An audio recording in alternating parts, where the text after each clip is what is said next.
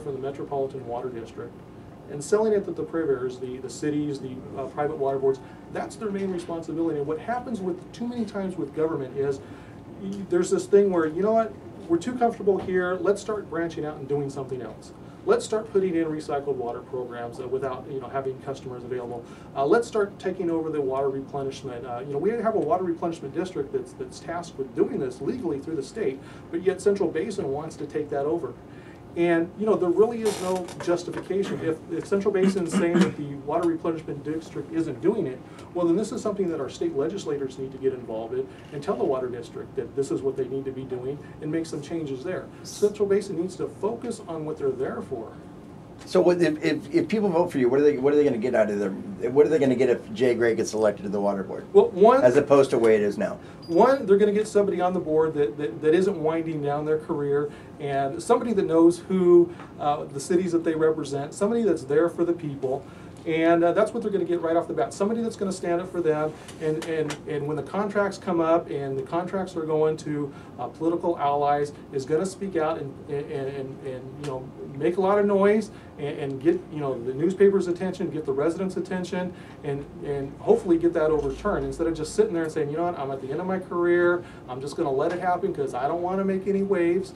And so you're going to get somebody that's going to be there for the residents, and that's the big distinction here. Now, there's also a third candidate right in the race, and that's Assemblyman Tony Mendoza. And you haven't talked about him or his entry into the race. What do you think about that? I think the more folks that are participating in government, the better. I think that's good. Mr. Mendoza, I understand, though, is interested in being a state senator. So the one concern that I have there is that as a state senator, he's going to, and that's in 2 years.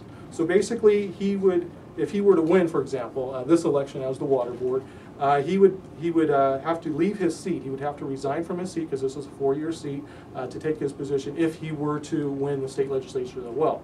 There wouldn't be an election, another expense. I know that was alluded to in the last interview. It would basically be an appointment, and that concerns me because we went through this with the water basin some time back, where an individual from the water basin was forced to resign because of conflict of interest.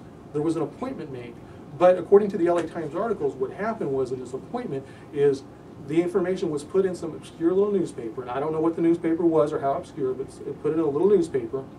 This is according to the LA Times, and there was a very short notice on people that were qualified that were interested in doing this. And lo and behold, the individual that took the spot was somebody that was politically connected with the board. And there was a lot of questions. Supposedly he was the least qualified of the individuals there as well. We need to put a stop to that. We need to get the voters' attention. The water board's generally pretty quiet. Nobody pays a lot of attention to the water board. Pretty obscure. It's pretty obscure. It's a low, but it's really important, and a lot of dollars. Do you think there should be? Do you think there should be term limits on water boards? Term limits, have their advantages and have their disadvantages. When things aren't going right and you get a lot of shenanigans going on and a lot of things that shouldn't just be happening, we definitely say we need this. We definitely want these term limits. But when things are going good and we get somebody that's in there that's representing the people, we don't want to see them go because we're afraid of what we might get. So Jay, how can voters get in contact with you? Well, they can contact me 3 ways. Well, I guess really 2 ways. One is they can call me direct at my phone number. They can send an email to me, and they can visit my webpage to get both of that information. My webpage is www.jaygray.net, and that's JAYGRAY. And they can email me at jay_gray, GRAY, at verizon.net. And telephone number? 562-229-4355, and they can call me. You can email me, visit my webpage. We got a Facebook page, and I'll be glad to talk to anybody that's interested in bringing government back to the people and saving some tax dollars. And we got to do this one election at a time. We're not going to change the world overnight. One election at a time. Jerry, what do you think? Anything else?